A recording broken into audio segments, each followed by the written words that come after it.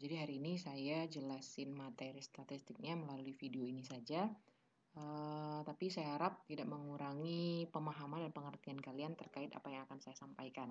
Jadi ini dari slide sebelumnya kita udah belajar statistik parametrik. Saya ingatkan kembali ya, pengujian datanya harus normal atau non normal sehingga baru bisa ditentukan pakai parametrik, menggunakan parametric test atau tidak menggunakan parametric test.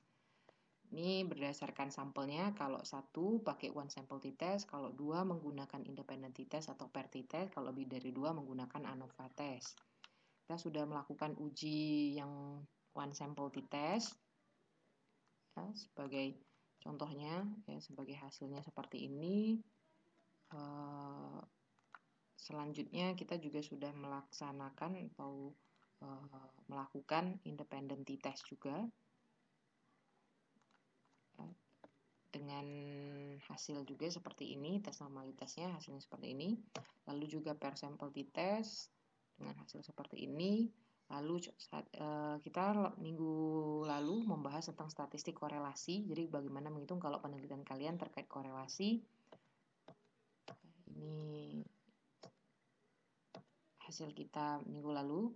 Nah, sekarang yang mau saya jelaskan adalah uji validitas produk momen dengan SPSS. Jadi seandainya kalian mau melakukan penelitian ya, yang dilakukan dengan metode angket atau kuesioner. Jadi kalau ada penelitian skripsi kalian yang menggunakan angket atau menggunakan kuesioner, maka kuesioner tersebut perlu dilakukan uji validitasnya.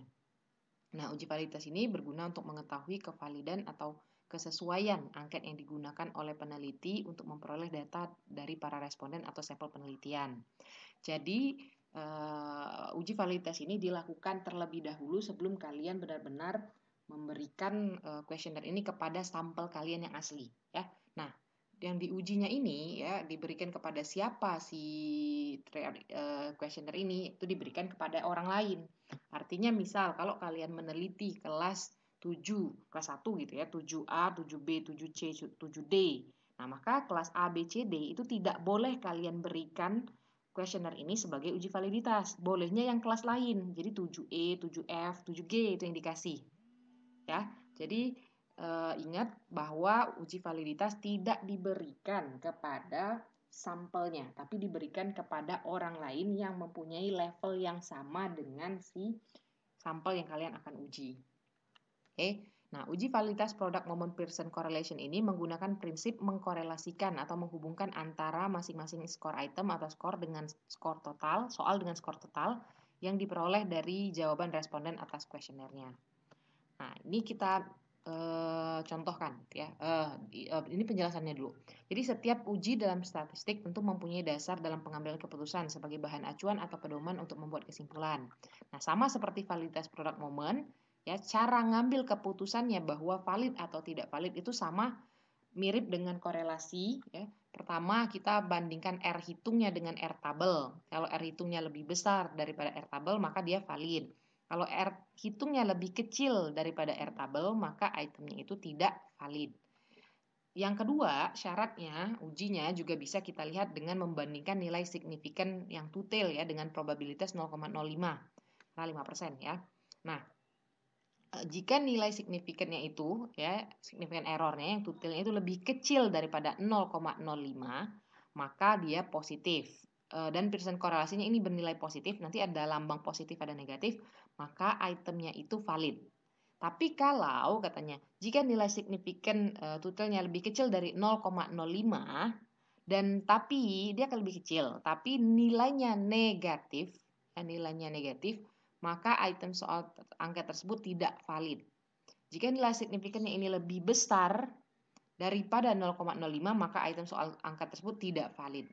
Ya, jadi yang dianggap valid itu cuman kalau dia lebih kecil daripada 0,05 dan dia positif. Ya, dan kurang dari 0,05 dan lambangnya positif. Kalau ada lambang negatif, maka dia tidak valid. Ya, itu yang mau dilihat dari hasil SPSS yang mau kita lakukan. Nah, sekarang saya kasih contoh. Misal ini adalah kuesionernya. Ya, saya ambil kuesionernya tentang katanya student satisfaction items in the student outcome survey. Jadi ini kepuasan siswa gitu ya di dalam kuesioner yang diberikan terkait tentang teaching, cara mengajar, assessment, cara penilaian, dan general skill and learning experience, bagaimana kemampuan-kemampuan umumnya dan pengalaman mereka belajar. Nah, ini contohnya, ada pertanyaan, my instruction had a true knowledge of the subject content. Jadi guru saya, gitu ya, instruktur saya itu punya pengetahuan yang sangat luas tentang konteks pembelajaran. Nah, di sini ada strongly disagree, neither agree nor disagree, agree, strongly agree, not applicable. Jadi kita menggunakan si Pearson Product Moment ini dengan skala Likert. Ya, kalau masih ingat pas waktu mata kuliah research penelitian gitu ya.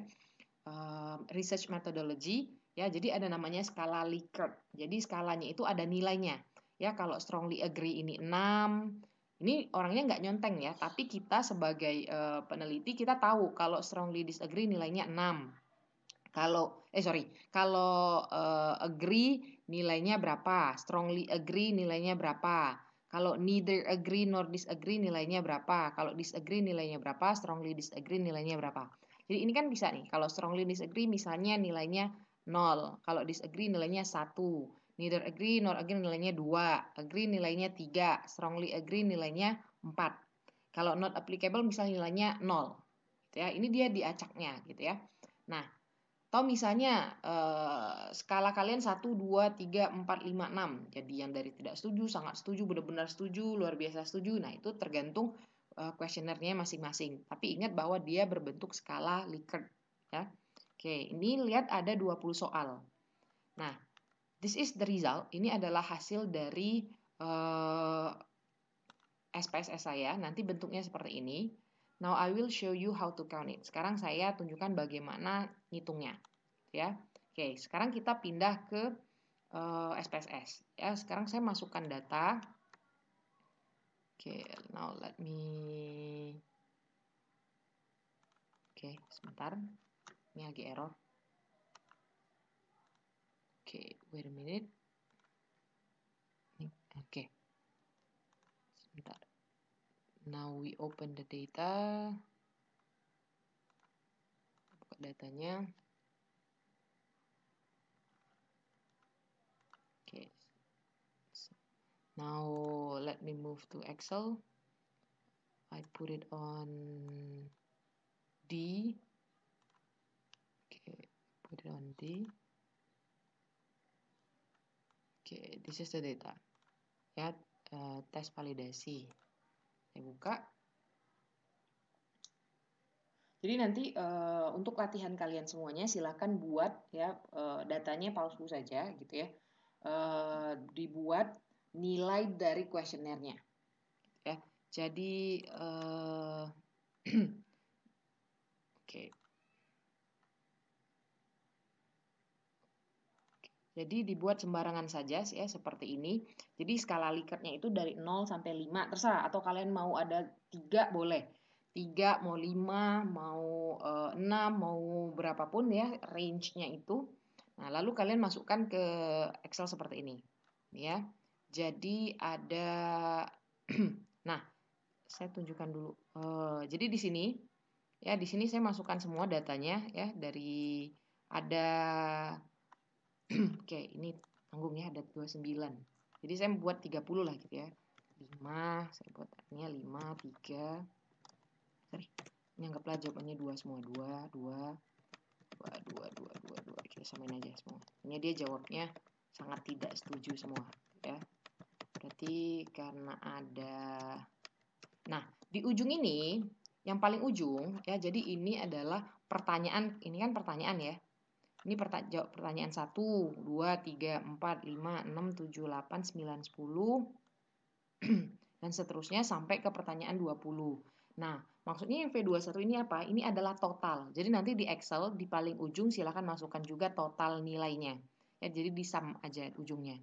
Ini tadi karena 2 semua ada 20 soal, maka di sini ada 40 ya. Oke, nah sekarang daripada bingung, nah ini 30, ini dapat 30 ke samping ini adalah orang-orangnya. Ya, jadi orang pertama jawabnya 4 untuk pertanyaan nomor 1, dia jawabnya 5 untuk pertanyaan nomor 2. Ini maksudnya bukan 4, 5-nya ada di soal ya, jadi di skala Likertnya ini tadi loh. Jadi misalnya 4 5 itu berarti dia misal nyontengnya di ini, 4, agree dia.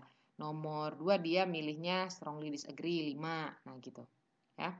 Nah, sekarang kita perbaiki dulu variable view-nya. Ya, ini tidak ada tadi, kita hapus dulu. Cuman ada 21 ya. Oke, pertama adalah namanya. Kalau kalian mau tetap pakai kode V1 nggak masalah. Tapi lebih baik kan karena ini kan pertanyaan ya. Saya biasanya pakai kode Q karena question 1. Ya, kita ubah semua Q2, Q3, Q4, Q5, Q6, Q7, question 8, question 9, question 10, question 11, question 12, question 13, question 14, question 15, question 16, question 17, question 18, question 19, question 20. Nah, yang ini karena total gitu ya. Karena total nilai yang paling ujung tinggal dibuat aja total. Nah, di sini labelnya itu yang nanti muncul di dalam sini, di dalam yang tulisan ini. Nah, soal ini. Jadi supaya itu ditulis secara lengkap. Ya, ditulis question 1. Ya, di sini juga question 2. Nah, question 2. Lanjutin aja question 3. Oke, question 3. Oke, question 3. Saya copy dulu kalimat questionnya biar cepat. Question 4. Oke.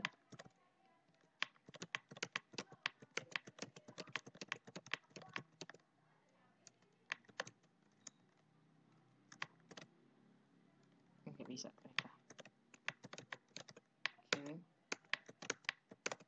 Oke. Yang ini total ya. So this one total score. Total score. Ini saya tinggal masukin 5, 6, 7, 8, 9, 10, 10, 11, 12, 13, 14, 15, 16, 17, 18, Oke, 18, 19, ininya 20. Udah ya. Ininya desimalnya dibuat 0 semua. Lalu measure-nya, ini kan karena dia skalanya Likert kan, scale kan. Maka ini semua harus diubah jadi scale.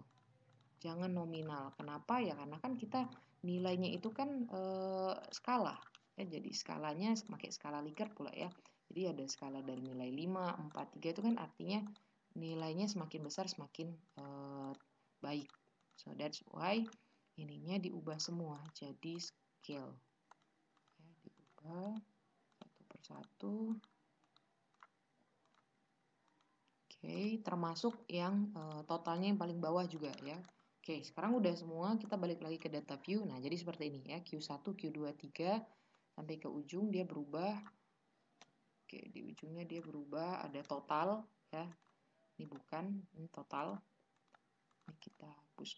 Bukan ya, total. Lalu kalau yang dari sini 1 sampai saya ambil 30 orang sebagai sampel untuk validasi. Nah, setelah itu tinggal klik analyze, lalu pilih correlate ya, korelasi, lalu pilih yang bivariate. Oke, setelah itu tinggal di ini aja semuanya, di blok semuanya, lalu pindahkan semuanya. Jangan lupa pilih Pearson, ya, pilih Pearson, lalu to tail, ya, pilih yang to tail, flagnya juga diconteng. Lalu kita oke-kan. Nah, maka dia akan keluar seperti ini. Ya, seperti ini tabelnya tadi. Lihat, pertanyaan nomor 1, 2, pertanyaan nomor 2. Ini adalah hubungan antar soal, tapi yang kita lihat hanya di bagian ujungnya saja cukup. Di total skornya. Nah, ya ini total skornya. Oke.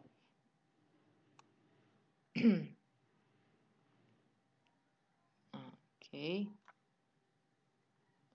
Kita lihat di sini kita Lalu saya buka yang di sini. Oh, sebentar. Oops. I haven't copied yet. Oke. Oh, dia nggak kesimpan ya. Oh, sebentar, dia lagi loading. Oke. Oke. Image. Excel. Oke, udah ya. Dan di copy. Nah, ini recover picture-nya. Nah, udah. Saya udah cek. Oke, kita kecilin dulu. Karena ini lebar sekali sebenarnya. It's quite difficult kalau di PowerPoint-nya sebenarnya, tapi kalau di Excel dia bisa sih. Di Excel, di Microsoft Word enak nanti bacanya. Ini masih besar sekali. Let me make it smaller. Oke, this one. Nah, saya juga udah cek Airtable gitu ya. Saya udah cek Airtable juga. Nanti silakan dicek Airtable untuk N yang totalnya 30 adalah 0,3494. Ya, saya besarkan sedikit lagi.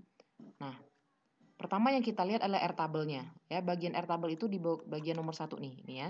Pearson correlation-nya. Lalu significant-nya di bagian kolom 2, N-nya 30 ya. Nah, sekarang kita lihat di sini. Nah, ininya adalah soal nomor 1 dia akan cek per soal. Nah, soal nomor 1 R hitungnya adalah 0,238. Ini ya, ini 0,238. Saya besarkan sedikit. 0,238. Nah, sedangkan Airtable-nya tadi adalah 0,3494. Berarti dia lebih kecil. Lalu kita lihat juga significant error-nya 0,206. Jelas sekali dia sangat besar. Makanya soal nomor 1 ini dia tidak valid. Lalu nomor 2, 0,431. Nah, dia lebih besar kan daripada Airtable. Nah, lalu dia R hitungnya 0,17. Lebih kecil daripada 0,05. Berarti nomor 2 dia soalnya valid. Ya. Lalu ini juga yang nomor 3 lebih besar. Lalu korelasinya juga lebih kecil, maka dia datanya valid. Yang ini 0,5 juga R-nya valid, berarti masih nomor 1 saja. Kita conteng dulu. So, let me make a check. Let me make the star. Berarti yang ini valid ya. Yang ini valid. And then number 2 also valid. Number 3 also valid, number 4 juga valid, number 1 no ya, number 5 juga 0,5, dia lebih besar, yang ini juga 0,4, nah, but, yang ini juga valid, nah, yang ini enggak ya, karena 0,2, sedangkan ini 0,3, nah, sekarang tinggal bisa dicek sampai terakhir, nah, the question is, kalau misalnya dia tidak valid, pertanyaan itu gimana? Nah, itu ada kesalahan. Jadi ada yang salah dari soal tersebut. Biasanya rata-rata kenapa seperti itu? Dia biasanya karena jawaban dari para yang diuji itu tidak merata. Jadi soal itu bisa dilihat gitu ya. Soal itu bisa valid gitu ya kalau jawabannya itu bisa seragam gitu ya. Jawabannya itu bisa bagus. Ya, nah, berarti kalau ini tidak bisa dibuktikan bahwa soal kuesioner kalian itu adalah soal yang valid. Oke, that's all what I can share to you about validasi. Ya, dari setelah ini silakan latihan sendiri, silakan buat soalnya sendiri. Anggaplah kalian ngitung kuesioner kalian sendiri. Soalnya ada 20 gitu ya. Terus yang kalian kasih itu 20 orang gitu aja lah. Jadi ini kan saya buat 30, berarti kalian cek Airtable yang 20 ya. Jadi 20 soal, lalu orangnya ada 20. Nah, itu kita bisa lihat ya. Okay, so that's all for today. Thank you for listening to the video and see you next meeting.